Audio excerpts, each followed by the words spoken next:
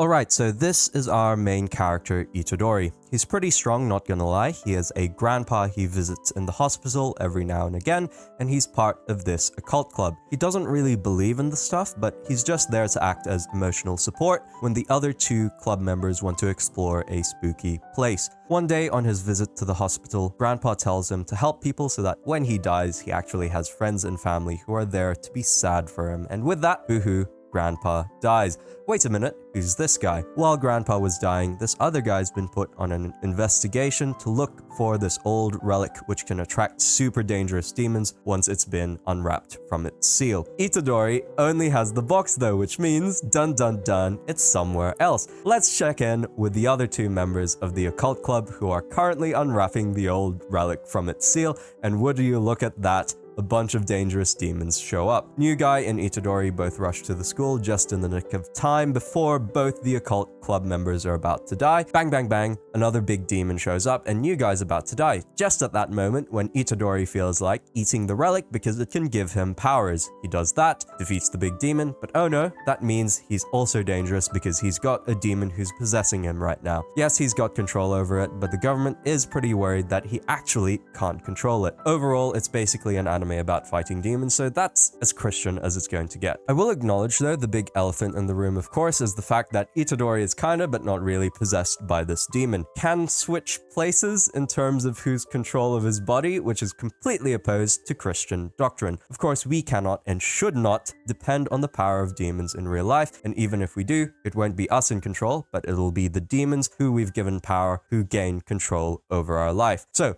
we're not getting our doctrine on how demons work from this anime. However, in the world that this anime is building, the Christian message is still there, that trying to rely on the power of demons is unwise and will only result in pain and disappointment. There's a very impactful scene where Itadori wants to save this new friend he's made, but alas, the demon who shares his body doesn't end up doing that. Furthermore, this anime doesn't treat demons as these misunderstood villains, but as legitimately evil creatures. They do evil for the sake of it. I also love that one of the demons is basically an environmentalist, which is so funny. Even in the demon's reasoning, where they claim that they're only doing this because the earth is hurting and humans are living unsustainably, this anime still privileges a human-centric worldview that even though the demons might be trying to do something for the greater good, it shouldn't be at the cost of the lives of humans. Which brings me to Itadori's motivations. I think it's an objective good to wish and want to help people, as well as to endeavor in the preservation of human life. I really do appreciate Itadori's belief in the intrinsic value of human life in episode 4. I am certainly in full support for the death penalty for murderers and sex offenders, and I still believe in a righteous punishment for such criminals, but I would still agree with Itadori that while they are waiting for their punishment or still serving their sentence, those criminals still ought to have their dignity preserved as human beings. While it's certainly not the most inspiring